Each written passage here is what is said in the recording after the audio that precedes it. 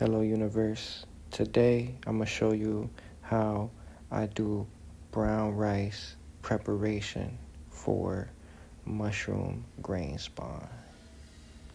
Now, when you go to the grocery store and you're looking for your long grain brown rice, look at the ingredients. Make sure it says brown rice.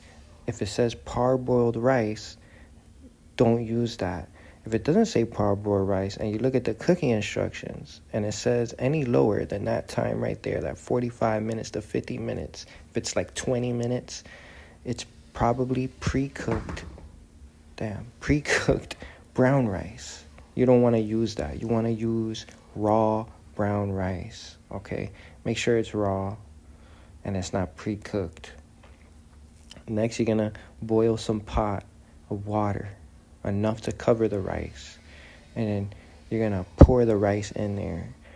And when the rice is in there, you're gonna lower the heat and allow this rice to simmer just like this for about 6 to 7 minutes, around that time. Then you're gonna strain the rice in a strainer and you're gonna rinse the rice with cold water.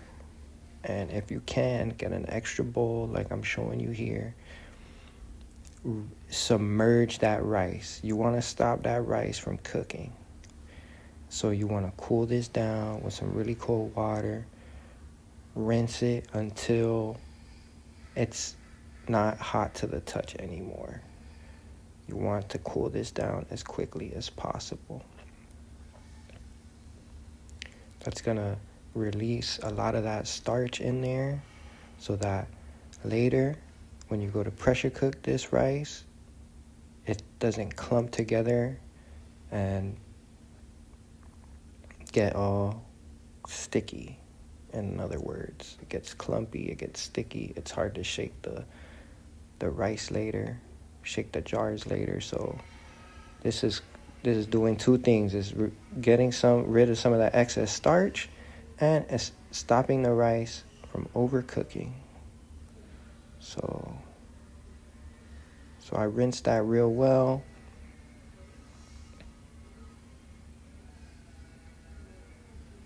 And you want to really drain,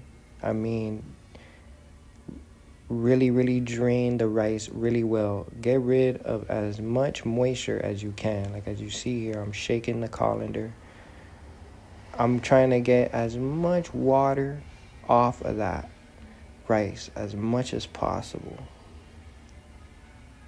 And you don't want any water dripping out. Keep shaking that colander until there's no water droplets coming off of it and dripping off of that. Okay, so now after you let that rice, my fault, y'all. After you shake the colander enough that there's no more water dripping, excess water dripping from the colander, you're gonna get your mason jars, right? I like to use the 32 quart wide mouth mason jars. I'll put a link in an Amazon affiliate link in the description so you could help a brother out. But you're gonna load your brown rice into your jars, okay? And you're gonna fill them about this much. It's gonna go a little bit over halfway. When you pressure cook the rice, it's going to expand a little bit. So I don't know how to say how much that is. 3/4 of the way, something like that. But basically, not halfway, a little bit over half.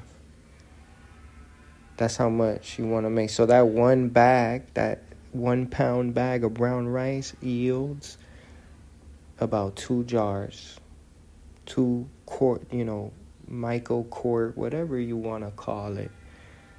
You'll see the link in the description for the jars on Amazon, or you can go to the to the store. The grocery store has these jars for canning in the aisle. So now I get my pressure cooker. I fill that up with water. If you don't know how to work a pressure cooker and you don't own one, again, link in the description. I have my link to the pressure cooker that I use on Amazon, and you can always message me on how to use the pressure cooker. But yeah, I'm filling it up with water. I have a trivet in there that's lifting the jars up so that I can add more water into it, allowing me to have longer pressure cook cycles. But I always use the trivet. It's a good addition if you're going to be doing any sterilization. But even if you like canning food, it's good to have. So you're going to fill this up with water, and then before we put the jars in the pressure cooker, we're going to add some tin foil to the top of the jars. And this is going to keep any moisture from pooling on top of the lid there. And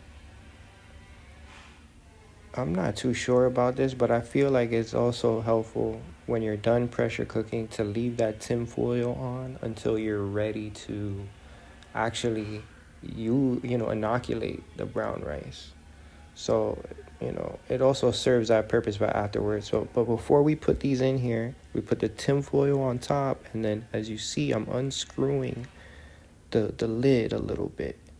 And that's going to allow pressure and moisture to be able to escape so these jars don't explode in the pressure cooker.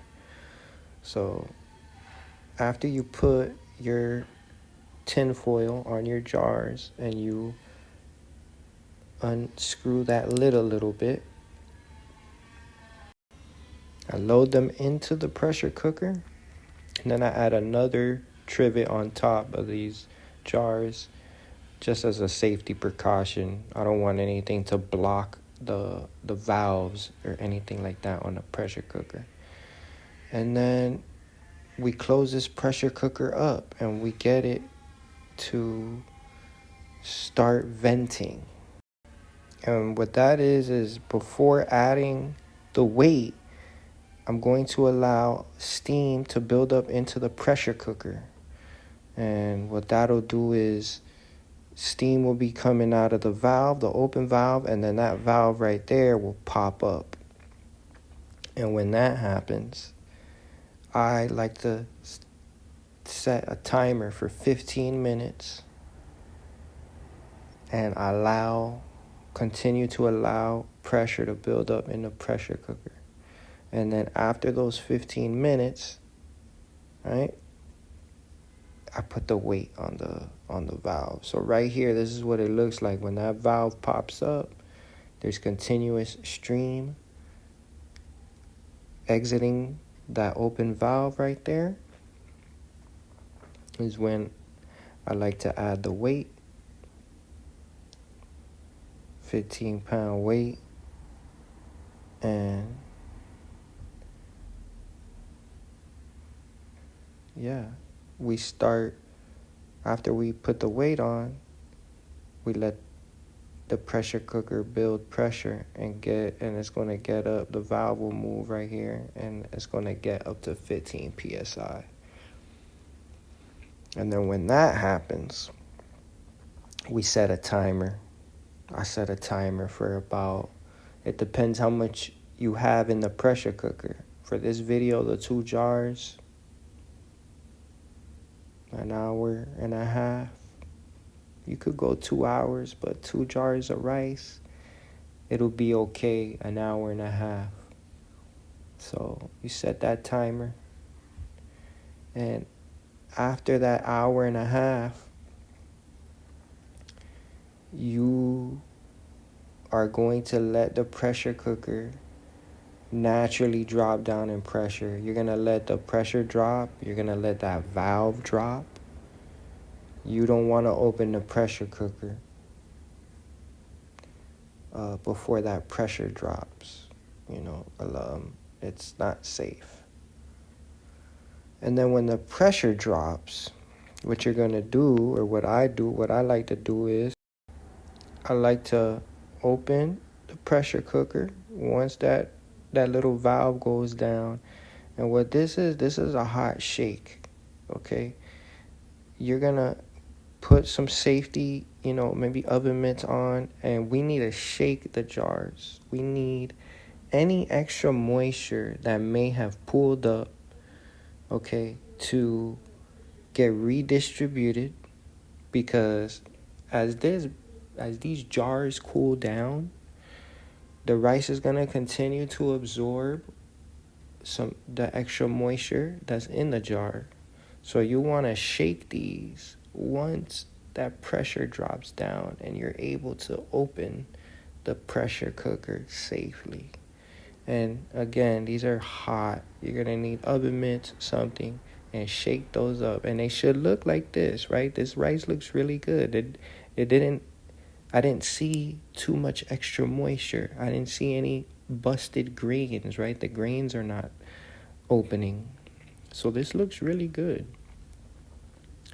And after you shake these, leave them somewhere room temperature. Let them sit. The longer you let them sit, okay, I'm back. The audio got cut off. This is a sneak peek for the next video, but what I was saying was let them sit. The longer that you let them sit, the better, because that will let you know if there's any contamination in there. If you did something wrong in the process, whether that be how long you pressure cooked it, and that's usually what I would think would be the issue. You didn't vent the pressure cooker properly, you'll see contamination in these jars within a couple of days. This jar right here, this is a sneak peek for the next video.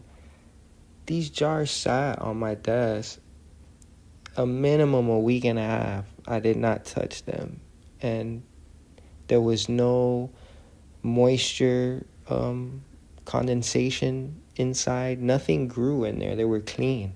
After a couple of days, I checked them out, and look, they were nice. The grains were moving real good, and they were loose. There wasn't no extra moisture in there. So that's how you know if you did it right.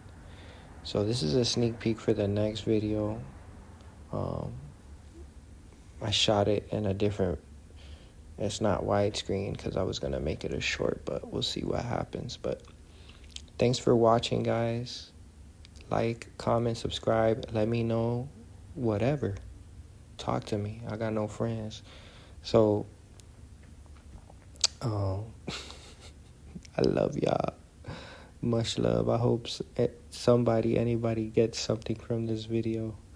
Peace and love.